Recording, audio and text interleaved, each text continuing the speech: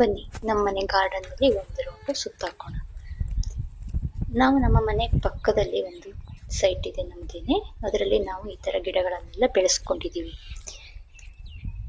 Free time ಇದ್ದಾವಾಗ ನಮಗೆ ಇಲ್ಲಿ ಕೂರೋದು, walk ಮಾಡೋದು ಅಥವಾ ಗಿಡಗಳನ್ನು ಕೇರ್ ಮಾಡೋದು ಇದೆಲ್ಲ ನಮಗೆ ಖುಷಿ ಕೊಡೋ ಅಂಥ ವಿಷಯ. ನಾವು ಹಳ್ಳಿನಲ್ಲಿ ಹುಟ್ಟಿ ಬೆಳೆದಿರೋದ್ರಿಂದ ಇವಾಗ ಸಿಟಿನಲ್ಲಿ ಇದ್ರೂ ನಾವಿರಲ್ಲ ಒಟ್ಟು ಸ್ವಲ್ಪ ಖಾಲಿ ಇರೋದ್ರಿಂದ ನಮಗೆ ಈ ಥರ ಹೆಲ್ಪ್ ಆಗ್ತಿದೆ. ಮತ್ತು ನಾವು ನಮ್ಮ ಮನೆ ಪಕ್ಕದಲ್ಲಿ ಇನ್ನೊಂದು ಸೈಟನ್ನು ನಾವು ತಗೊಂಡು ಇಟ್ಕೊಂಡಿರೋದ್ರಿಂದ ಅದನ್ನು ಇನ್ನು 10 ಇಯರ್ಸು 15 ಇಯರ್ಸು ಸೇಲ್ ಮಾಡೋ ಯೋಚನೆ ಇಲ್ಲ.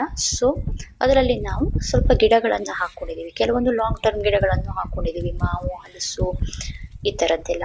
ಬಟ್ ಅದೆಲ್ಲ ಹೈಬ್ರಿಡ್ ಆಗಿರೋದ್ರಿಂದ ಇವಾಗೆಲ್ಲ ಗೊತ್ತಲ್ಲ, 6 ಮಂತ್ 1 ಇಯರ್ಗೆಲ್ಲ ಕಾಯಿ ಬಿಟ್ಬಿಡುತ್ತೆ. ಆ್ಯಕ್ಚುಲಿ ಹಲಸಿನ ಗಿಡದಲ್ಲೂ ಕಾಯಿ ಬಿಟ್ಟಿದೆ, ಉದುರೋಗ್ಬಿಟ್ಟಿದೆ. ಬಟ್ ವೆದರ್ ಏನೋ ಸರಿ ಇಲ್ಲ ಅನಿಸುತ್ತೆ. ಬಟ್ ಅದು ತುಂಬ ಚಿಕ್ಕ ಗಿಡ ಇರೋದ್ರಿಂದ ಬರ್ಬೋದು. ಮತ್ತು ಇವಾಗ ಈ ಥರ ನುಗ್ಗೆ ಗಿಡಗಳನ್ನೆಲ್ಲ ಹಾಕ್ಕೊಂಡಿದ್ದೀವಿ. ನಮಗೆ ತರಕಾರಿಗೆ ಏನಿಲ್ಲ ಅಂದ್ರೂ, ಫ್ರಿಜ್ಜಲ್ಲಿ ಏನು ತರಕಾರಿ ಇಲ್ಲ ಅಂದರೆ ಒಂದು ರೌಂಡು ನಾವು ನಮ್ಮ ಗಾರ್ಡನ್ನಲ್ಲಿ ವಾಕ್ ಮಾಡಿದರೆ ಅವತ್ತಿನ ವೆಜಿಟೇಬಲ್ ಏನು ಬೇಕೋ ಅದು ಕೆಲವೊಂದು ಸಿಕ್ಬಿಡತ್ತೆ. ತೊಂಡೆಕಾಯಿ ಹಾಕ್ಕೊಂಡಿದ್ದೀವಿ, ನುಗ್ಗೆ ಸೊಪ್ಪು ಇದೆ. ಮತ್ತು ಕೆಲವೊಂದು ಸರಿ ತರಕಾರಿ ಬೀಜಗಳನ್ನು ನೆಲಕ್ಕೆ ಹಾಕ್ಕೊತೀವಿ. ಚೆನ್ನಾಗಿ ತರಕಾರಿ ಬಿಡತ್ತೆ ನಾವು ಹಾಕ್ಕೊಂಡ್ರೆ. ಅಂದರೆ ರ್ಯಾಡಿಶು, ಬೀಟ್ರೂಟು, ಕ್ಯಾರೆಟು ಇದೆಲ್ಲ ಚೆನ್ನಾಗಿ ಬಿಡುತ್ತೆ. ತುಂಬ ಕೇರ್ ಬೇಕಾಗಲ್ಲ, ಆರಾಮಾಗಿ ಬೆಳೆಯುತ್ತೆ. ಬಟ್ ಸ್ವಲ್ಪ ಕೆಲಸ ಆಗುತ್ತೆ. ನೀವು ಅದನ್ನು ಡಿಗ್ ಮಾಡಿ ಎಲ್ಲ ಬೀಜ ಹಾಕಿ ಆಮೇಲೆ ಅದು ಗಿಡ ಆದಮೇಲೆ ಸ್ವಲ್ಪ ನೀರನ್ನು ಹಾಕಿ ಗೊಬ್ಬರ ಹಾಕಿ ಮಾಡಬೇಕು. ಸ್ವಲ್ಪ ಕೆಲಸ ಆಗುತ್ತೆ. ಬಟ್ ತುಂಬ ನಾವು ಬೆಳೆಯೋಕ್ಕೆ ಆಗೋದಿಲ್ವೇನೋ ಅಂದ್ಕೊಳ್ಳೋ ಅಷ್ಟು ಕಷ್ಟದ್ದೇನಿಲ್ಲ, ಬೆಳಿಬೋದು ಜಾಗ ಇದ್ದರೆ. ಇವನ್ ಕೆಲವೊಬ್ಬರಂತೂ ಟೆರೇಸ್ ಗಾರ್ಡನ್ ಅಂತ ಟೆರೇಸನ್ನಲ್ಲೂ ಮಾಡ್ಕೊತಾರೆ. ಆ್ಯಕ್ಚುಲಿ ಟೆರೇಸಲ್ಲೂ ಮಾಡ್ಕೊಳ್ಳೋಕ್ಕೂ ಈಸಿ ಆಗುತ್ತೆ. ಈ ಗ್ರೋ ಬ್ಯಾಗ್ಗಳು ಬರುತ್ತಲ್ಲ, ಗ್ರೋ ಬ್ಯಾಗು ತುಂಬ ಭಾರನೂ ಇರೋದಿಲ್ಲ, ಟೆರೇಸ್ಗೆ ಭಾರನೂ ಆಗೋದಿಲ್ಲ.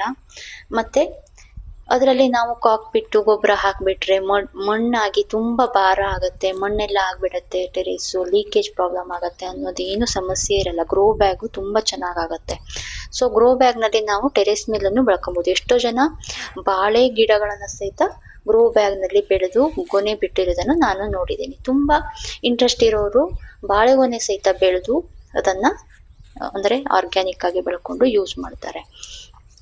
ಸೊ ನಮಗೆ ಟೆರೇಸಲ್ಲೂ ಖಾಲಿ ಇದೆ. ನಾವು ಫ್ಯೂಚರಲ್ಲಿ ಟೆರೇಸಲ್ಲೂ ಹಾಕಬೇಕು ಅಂದ್ಕೊಂಡಿದ್ದೀವಿ. ಬಟ್ ಇವಾಗ ಇಲ್ಲಿ ಜಾಗ ಇದೆ ಎಲ್ಲ, ಇದನ್ನು ನಾವು ಸ್ಲೋಲಿಯಾಗಿ ಎಲ್ಲ ಗಿಡಗಳನ್ನು ಹಾಕ್ಕೊತಿದ್ದೀವಿ. ಒಂದೇ ಸರಿ ಮಾಡೋಕ್ಕೆ ಯಾವುದೂ ಆಗಲ್ಲ. ನಾವು ಸ್ವಲ್ಪ ಗಿಡ ಹಾಕಿ ನೋಡಿದ್ವಿ ಲಾಸ್ಟ್ ಇಯರು, ಚೆನ್ನಾಗಿ ಬಂತು. ಆಮೇಲೆ ಸ್ವಲ್ಪ ಗಿಡಗಳನ್ನು ಇವಾಗ ಮತ್ತೆ ಆ್ಯಡ್ ಮಾಡಿದ್ದೀವಿ. ಕೆಲವೊಮ್ಮೆ ತರಕಾರಿ ಹಾಕ್ಕೊತೀವಿ, ಕೆಲವೊಮ್ಮೆ ಸೊಪ್ಪು ಹಾಕ್ಕೊತೀವಿ, ಕೆಲವೊಮ್ಮೆ ಏನು ಹಾಕಲ್ಲ, ಸುಮ್ಮನೆ ಬಾಕಿ ಗಿಡಗಳಷ್ಟೇ, ಹಣ್ಣು ಇದ್ರ ಗಿಡ ಅಷ್ಟೇ ಇರುತ್ತೆ. ಬಟ್ ಒಂದು ಖುಷಿ, ನಾವು ಫ್ರೀ ಟೈಮಲ್ಲಿ ಮಾಡ್ಬೋದು. ಬಟ್ ಹಾಗೇನೆ ಕೇರು ಬೇಕಾಗತ್ತೆ. ನೀವು ಒಂದು ಫ್ರೀ ಟೈಮಲ್ಲಿ ಮಾಡ್ತೀರಾ, ಫ್ರೀಲಿದ್ದವಾಗ ಬಿಟ್ಬಿಡ್ತೀರಾ ಅಂದರೆ ಆಗಲ್ಲ. ಕೆಲವೊಂದು ದಿನ ನಿಮಗೆ ಬ್ಯುಸಿ ಶೆಡ್ಯೂಲ್ ಇರುತ್ತೆ, ಆದರೂ ಅಟ್ಲೀಸ್ಟ್ ವಾಟರನ್ನಾದರೂ ನೀವು ಅದಕ್ಕೆ ಹಾಕಬೇಕಾಗತ್ತೆ. ವಾಟ್ರನ್ನು ಹಾಕಿಲ್ಲ ಅಂದರೆ ಅದು ನೆಕ್ಸ್ಟ್ ಡೇನೇ, ನಾವಿರೋ ಪ್ಲೇಸಲ್ಲಂತೂ ತುಂಬಾ ಬಿಸಿಲಿದೆ, ನೆಕ್ಸ್ಟ್ ಡೇನೇ ಅದು ಡ್ರೈ ಆಗಿಬಿಡತ್ತೆ. ಸೊ ವಾಟರ್ ಅಂತೂ ಎವ್ರಿಡೇ ನಾವು ಕೊಡಲೇಬೇಕು. ಉಳಿದಿದ್ದ ಕೇರೆಲ್ಲ ತುಂಬ ಬೇಕಾಗಲ್ಲ. ಓಕೆ, ನಾವು ಕೇರ್ ಮಾಡ್ತೀವಿ, ಬಟ್ ತುಂಬಾ ಕೇರು ಏನು ಬೇಕಾಗಲ್ಲ. ಪಪ್ಪಾಯ ಗಿಡಗಳು ಚೆನ್ನಾಗಿ ಬರುತ್ತೆ, ಬಾಳೆಗೊನೆಗಳು ಬರುತ್ತೆ. ಮತ್ತು ಈ ಥರ ನಾವು ಆರಾಮಾಗಿ ಟೈಮ್ ಸ್ಪೆಂಡ್ ಮಾಡ್ಬೋದು. ನಮಗೆ ಫ್ರೀ ಇದ್ದವಾಗ ನಾವು ಗಾರ್ಡನ್ನಲ್ಲಿ ಕೂತು ಆರಾಮಾಗಿ ಟೈಮ್ ಸ್ಪೆಂಡ್ ಮಾಡ್ಬೋದು. ಮತ್ತು ಒಂದು ರೌಂಡ್ ವಾಕ್ ಮಾಡಿದರೆ ನಮಗೆ ಇವತ್ತಿನ ತರಕಾರಿ ಸೊಪ್ಪುಗಳೆಲ್ಲ ಸಿಕ್ಬಿಡತ್ತೆ. ಕೆಲವೊಮ್ಮೆ ನವಿಲುಗಳು ತುಂಬ ಕಾಟ ಇದೆ, ನವಿಲು ತಿನ್ಕೊಂಡು ಹೋಗ್ಬಿಡತ್ತೆ, ಏನು ಮಾಡೋಕ್ಕಾಗಲ್ಲ. ನಮಗೆ ಅದು ಬಿಟ್ಟಿದ್ದಿದ್ರೆ ಕೆಲವೊಮ್ಮೆ ಸಿಗುತ್ತೆ. ಓಕೆನಾ? ಈ ಥರ ನೀವು ಗಾರ್ಡನನ್ನು ಮಾಡಬೇಕು ಅಂತಿದ್ರೆ ತುಂಬ ದೊಡ್ಡದಾಗಿ ಒಟ್ಟಿಗೆ ಸ್ಟಾರ್ಟ್ ಮಾಡಬೇಕು ಅಂತಿಲ್ಲ. ಚಿಕ್ಕ ಪಾಟಲ್ಲಿ ಹಾಕೊಬೋದು. ಗ್ರೋ ಬ್ಯಾಗು ತುಂಬ ಸೂಟೇಬಲ್ಲು ಎಲ್ಲ ಕಡೆನೂ. ಗ್ರೋ ಬ್ಯಾಗಲ್ಲಿ ಬಿಟ್ಟು ಸ್ವಲ್ಪ ಗೊಬ್ಬರ ಮಿಕ್ಸ್ ಮಾಡಿ ಹಾಕಿಬಿಟ್ರೆ, ಮಣ್ಣು ಹಾಕ್ಕೊಬೇಕು ಅಂತಲೂ ಇಲ್ಲ. ಎಷ್ಟೋ ಗಿಡಗಳಿಗೆ ಮಣ್ಣೇ ಬೇಕಾಗಲ್ಲ. ನರ್ಸರಿಯವ್ರು ಹೇಳ್ತಾರಲ್ವ, ಗ್ರೋ ಬ್ಯಾಗಲ್ಲಿ ನೀವು ಕಾಕ್ಪಿಟ್ ಹಾಕಿ ಗೊಬ್ಬರ ಹಾಕಿ ಸ್ವಲ್ಪ ಬೇಕಿದ್ರೆ ಮಣ್ಣನ್ನು ಮಿಕ್ಸ್ ಮಾಡಿ, ತುಂಬ ಮಣ್ಣು ಮಿಕ್ಸ್ ಮಾಡ್ಕೊಬೇಡಿ, ಗಟ್ಟಿ ಆಗಿಬಿಡತ್ತೆ ಅದು. ಗಿಡಗಳನ್ನು ಅದು ಗಟ್ಟಿಯಾಗಿ ಹಿಡಿದಿಟ್ಕೊಂಡು, ಈಗ ಈ ಎಲ್ಲ ಕಡೆ ಮಣ್ಣುಗಳು ಚೆನ್ನಾಗಿರಲ್ಲ, ಒಂಥರ ಅಂಟಂಟಾಗಿ ಅದು ಗಟ್ಟಿ ಆಗಿಬಿಡತ್ತೆ, ಗಿಡಕ್ಕೆ ಆಗೋಕ್ಕೆ ಸಾಧ್ಯ ಆಗಲ್ಲ. ಸೊ ಗ್ರೋ ಬ್ಯಾಗ್ನಲ್ಲಿ ನಾವು ಹಾಕೊಳ್ಳೋದ್ರಿಂದ ತುಂಬ ಭಾರನೂ ಇರಲ್ಲ. ಎಲ್ಲಿ ಇಟ್ಕೊಂಡ್ರು ಮಣ್ಣು ಆಗತ್ತೆ, ಜಾಗ ಎಲ್ಲ ಮಣ್ಣಾಗ್ಬಿಡತ್ತೆ. ನಮಗೆ ಗೊತ್ತಲ್ಲ, ಈಗ ನಾವು ಪಾಟ್ ಎಲ್ಲ ಇಟ್ಕೊಂಡ್ರೆ ಕೆಲವೊಮ್ಮೆ ಏನಾಗುತ್ತೆ, ಪಾಟ್ ಇಟ್ಟ ಕಡೆಯಲ್ಲೆಲ್ಲ ಮಣ್ಣುಗಳು ತುಂಬ ಆಗಿ ನೆಲ ಎಲ್ಲ ಹಾಳಾಗ್ಬಿಡತ್ತೆ. ಎಷ್ಟೋ ಜನ ರೆಂಟ್ ಹೌಸಲ್ಲಿ ಇರ್ತಾರೆ. ರೆಂಟ್ ಹೌಸಲ್ಲಿ ಇರೋರಿಗೆ ಆ ಥರ ಎಲ್ಲ ಮಾಡಿದರೆ ಓನರು ಹೇಳ್ತಾರೆ, ಹಾಗೆ ಇಟ್ಕೊಬೇಡಿ, ನೆಲ ಹಾಳಾಗ್ಬಿಡತ್ತೆ ಅಂತ.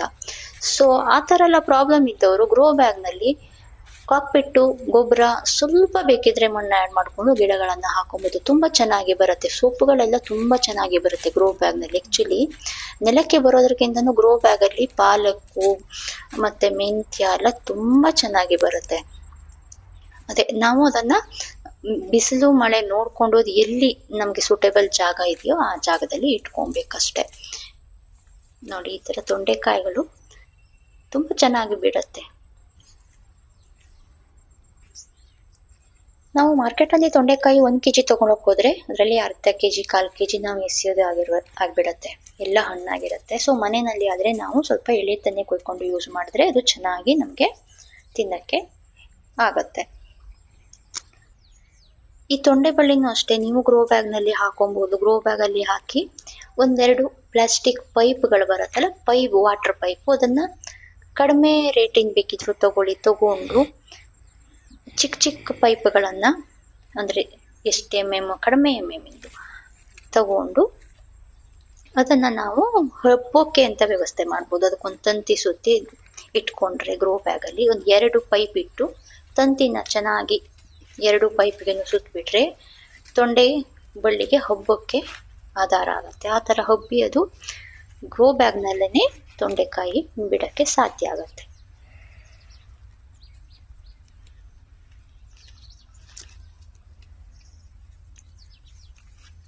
ಇವಾಗೆಲ್ಲ ತುಂಬ ವರ್ಕ್ ಮಾಡಿ ಕಂಪ್ಯೂಟರು ಸಿಸ್ಟಮ್ ನೋಡಿ ಅಥವಾ ಮೊಬೈಲ್ ನೋಡಿ ತುಂಬ ಸ್ಟ್ರೆಸ್ ಆಗುತ್ತಲ್ಲ, ಆವಾಗ ನಾವು ಈ ಥರ 1 hour ಗಾರ್ಡನಿಂಗ್ ವರ್ಕಲ್ಲಿ ನಾವು ತೊಡ್ಕೊಂಡ್ರೆ ನಮಗೆ ಬಿಸಿಲಿಗೂ ಬಂದಂಗಾಗುತ್ತೆ. ಇವಾಗ ಎಲ್ಲರಿಗೂ ವಿಟಮಿನ್ ಡಿ ಡೆಫಿಷಿಯನ್ಸಿ ಇರುತ್ತೆ ನೋಡಿ. ಮನೆ ಒಳಗಡೆನೆ ಕೂತು ವಿಟಮಿನ್ ಡಿ ಡೆಫಿಷಿಯನ್ಸಿ ಆಗಿಬಿಡುತ್ತೆ. ಸೊ ನಾವು ಗಾರ್ಡನ್ ಮಾಡಿಕೊಂಡ್ರೆ ಟೆರೇಸಲ್ಲೇ ಬೇಕಿದ್ರೂ ಇರ್ಬೋದು, ಬಾಲ್ಕನಿಲಿ ಇರ್ಬೋದು, ಇಲ್ಲ ನಮಗೆ ಜಾಗ ಇದೆ ಅಂದರೆ ನೆಲದಲ್ಲೇ ಹಾಕ್ಕೊಂಡು ಈ ಥರ ಗಾರ್ಡನಿಂಗ್ ಹಾಬಿ ಬೆಳೆಸ್ಕೊಂಡ್ರೆ ಅಟ್ಲೀಸ್ಟ್ ಒಂದು 1/2 hour ನಾವು ವಾಟರ್ ಹಾಕೋಕ್ಕೆ ಅಂತನಾದರೂ ಬರ್ತೀವಲ್ವ. ಉಳಿದಿದ್ದಕ್ಕೆ ನಾವು ಮೇಂಟೆನೆನ್ಸಿಗೆ ನಾವು ನರ್ಸರಿ ಅವರಿಗೆ ಹೇಳಿ ನಾವು ದುಡ್ಡು ಕೊಟ್ಟು ಮಾಡಿಸ್ಕೊಂಡ್ರು ಉಳಿದಿದ್ದ ಕೆಲಸನೆಲ್ಲ ಅಟ್ಲೀಸ್ಟ್ ಎವ್ರಿ ಡೇ ವಾಟರ್ ಆದರೂ ನಾವೇ ಹಾಕಬೇಕಲ್ಲ, ಅವಾಗ ಅದು ನಾವು ಬಿಸಿಲಿಗೆ ಬರ್ತೀವಿ. ಸೊ ನಮಗೆ ಸೂಟೇಬಲ್ ಬಿಸಿಲಿಗೆ ನಾವು ಬರೋದನ್ನು ರೂಢಿ ಮಾಡ್ಕೊಬೇಕು. ಅಂದರೆ ಬಿಫೋರ್ 10 o'clock ಅಥವಾ ಆಫ್ಟರ್ 4 o'clock ನಂತರ ನಾವು ಬಿಸಿಲಿಗೆ ಎಕ್ಸ್ಪೋಸ್ ಆಗೋದ್ರಿಂದ ನಮಗೆ ವಿಟಮಿನ್ ಡಿ ಡೆಫಿಷಿಯನ್ಸಿ ಏನಿದೆಯೋ ಅದನ್ನು ಕಡಿಮೆ ಸರಿ ಹೋಗ್ಬಿಡತ್ತೆ. ಅಂದರೆ ಟ್ಯಾಬ್ಲೆಟ್ ತಗೊಳ್ದೇನೆ ನಾವು ಬಿಸಿಲಿಗೆ ಎಕ್ಸ್ಪೋಸ್ ಆಗೋದ್ರಿಂದ ಸರಿ ಹೋಗ್ಬೋದು. ಸೊ ಈ ಥರ ಮತ್ತು ನಮಗೆ ಸ್ಟ್ರೆಸ್ ಆದರೆ ಒಂಥರ ನಾವು ಬಿಸಿಲಿಗೆ ಹೋಗೋದ್ರಿಂದ ಎವ್ರಿ ಡೇ ಒಂದು 1/2 hour ಆದರೂ ಬಿಸಿಲಿಗೆ ಹೋಗೋದ್ರಿಂದ ಎನರ್ಜೆಟಿಕ್ ಫೀಲ್ ಮಾಡ್ತೀವಿ. ಸೊ ಇದು ಒಂದು ನಮಗೆ ಕೆಲಸನೂ ಆಗುತ್ತೆ, ನಮಗೆ ಖುಷಿನೂ ಕೊಡುತ್ತೆ, ನಮಗೆ ಜೊತೆಗೆ ಎಲ್ಲ ಥರ ಬೆನಿಫಿಟ್ ಸಿಗುತ್ತೆ. ಸೊ ಎವ್ರಿ ಒನ್ ಟ್ರೈ ಮಾಡ್ಬೋದು. ಜಾಗ ಇದೆ, ಸ್ವಲ್ಪ ಟೈಮ್ ಇದೆ ಅಂದರೆ, ಇಂಟ್ರೆಸ್ಟ್ ಇದೆ ಅಂದರೆ ನೀವು ಮಾಡ್ಕೊಬೋದು. ನಿಮ್ಗೆ ತುಂಬಾ ಇಂಟ್ರೆಸ್ಟ್ ಇಲ್ಲ, ಮೇಂಟೈನ್ ಮಾಡೋಕ್ಕಾಗಲ್ಲ ಅಂದರೆ ನರ್ಸರಿಯವರಿಗೆ ನೀವು ಹೇಳಿಬಿಟ್ಟು ಅದನ್ನೆಲ್ಲ ಮೇಂಟೈನ್ ಮಾಡಿಸ್ಕೊಬೋದು. ಅವರೆಲ್ಲ ಬಂದುಬಿಟ್ಟು 15 days ವೀಕಿಗೆಲ್ಲ ಬಂದು ಅದೇನೇನು ಕಳೆ ಆದರೆ ಕಳೆ ತೆಗೆದುಬಿಟ್ಟು ಅದಕ್ಕೆ ಗೊಬ್ಬರ ಎಲ್ಲ ಹಾಕಿಬಿಟ್ಟು ಏನು ಕೆಲಸ ಮಾಡಬೇಕೋ ಅದನ್ನೆಲ್ಲ ಮಾಡಿ ಹೋಗ್ತಾರೆ. ಬಟ್ ನೀವೇನು ಮಾಡಬೇಕು, ವಾಟರ್ ಒಂದೇ ಹಾಕೊಂಡ್ರೆ ಆಯಿತು. ಸೊ ಹಾಗೂ ಮಾಡ್ಬೋದು. ತುಂಬ ಜನ ಆ ಥರನೂ ಮಾಡ್ತಾರೆ. ತುಂಬ ಕೇರ್ ಮಾಡೋಕ್ಕಾಗದೇ ಇರೋರು, ಹಾಬಿ ಇದೆ, ಇಂಟ್ರೆಸ್ಟ್ ಇದೆ, ಖುಷಿ ಇದೆ ಅಂದರೆ ಆ ಥರನೂ ಮಾಡ್ಕೊಬೋದು. ಸೊ ನಿಮ್ಗೆ ಯಾವ್ದು ಇಷ್ಟನೋ ನೀವು ಆ ಥರ ಟ್ರೈ ಮಾಡ್ಬೋದು. ಎಲ್ಲರ ಮನೆಯಲ್ಲೂ ಸ್ವಲ್ಪ ಈ ಥರ ಗಿಡಗಳನ್ನು ಬೆಳೆಸ್ಕೊಳ್ಳೋದ್ರಿಂದ. ಮತ್ತು ಎವ್ರಿ ಡೇ ನಾವು ಪೂಜೆಗೆ ಹೂವನ್ನು ನಾವು ದುಡ್ಡು ಕೊಟ್ಟು ತರ್ತೀವಿ. ನೀವೇ ನೋಡಿದಿರಲ್ಲ, ಮಾರ್ಕೆಟಲ್ಲಿ ಅವ್ರು ಎಲ್ಲಿ ಹಾಕ್ಕೊತಾರೆ ಅಂದರೆ ಡ್ರೈನೇಜ್ ಮೇಲ್ಗಡೆ ಹೂವನ್ನು ಇಟ್ಕೊತಾರೆ. ಆ ಹೂವನ್ನು ನಾವು ತರೋಕೇನೆ ನಮಗೆ ಒಂಥರ ಅನಿಸುತ್ತೆ. ಈ ಥರ ನಾವು ಮನೆಯಲ್ಲೇ ಕೆಲವೊಂದು ಗಿಡಗಳನ್ನು ಹಾಕೊಳ್ಳೋದ್ರಿಂದ ಎವ್ರಿ ಡೇ ಪೂಜೆಗಂತೂ ನಮಗೆ ಹೂವು ಸಿಕ್ಬಿಡತ್ತೆ. ಇನ್ನು ಸ್ಪೆಷಲ್ ಪೂಜೆ ಏನಾದರೂ ಇದ್ದರೆ, ಒಕೇಶನ್ ಇದ್ದರೆ ನಾವು ಜಾಸ್ತಿ ಬೇಕಾಗತ್ತೆ, ಮಾರ್ಕೆಟಿಗೆ ಹೋಗಿ ತರೋದು ಸಹಜ. ಇಲ್ಲ ಅಂದರೆ ಮನೆಯಲ್ಲೇ ದಾಸವಾಳಗಳು ಹೈಬ್ರಿಡ್ ಹಾಕೊಳ್ಳೋದಕ್ಕಿಂತ ನಾಟಿ ದಾಸವಾಳ ಹಾಕ್ಕೊಂಡ್ರೆ 365 days ಅದು ಹೂವು ಬಿಟ್ಟಿರುತ್ತೆ. ಹೈಬ್ರಿಡ್ ಆದರೆ ಕೆಲವೊಮ್ಮೆ ಬಿಡುತ್ತೆ, ಕೆಲವೊಮ್ಮೆ ಬಿಡೋದಿಲ್ಲ. ಸೊ ನಾಟಿ ದಾಸವಾಳಗಳನ್ನೆಲ್ಲ ಹಾಕೊಂಡ್ರೆ ಅದಕ್ಕೆ ತುಂಬ ಕೇರ್ ಬೇಕಾಗಲ್ಲ. ನಾಟಿ ದಾಸವಾಳ, ನಾಟಿ ಗುಲಾಬಿಗಳನ್ನೆಲ್ಲ ಹಾಕೊಂಡ್ಬಿಟ್ರೆ ಅದಕ್ಕೆ ತುಂಬ ನೀರು ಬೇಕಾಗಲ್ಲ, ತುಂಬ ಕೇರು ಬೇಕಾಗಲ್ಲ. ಅದು ನಮಗೆ ವರ್ಷ ಇಡೀ ಹೂವು ಕೊಡುತ್ತೆ. ಸೊ ಕೆಲವೊಂದು ಹೂವಿನ ಗಿಡಗಳನ್ನು ಹಾಕೊಬೇಕು, ಕೆಲವೊಂದು ವೆಜಿಟೇಬಲ್ಸನ್ನು ಹಾಕೊಬೋದು. ಈ ಥರ ಮಾಡಿ ನಾವು ನಮ್ಮ ಗಾರ್ಡನಿಂಗ್ ಹಾಬಿನ ನಾವು ಫುಲ್ಫಿಲ್ ಮಾಡ್ಕೊಬೋದು. ಸೊ ಟ್ರೈ ಮಾಡಿ. Thank you for watching.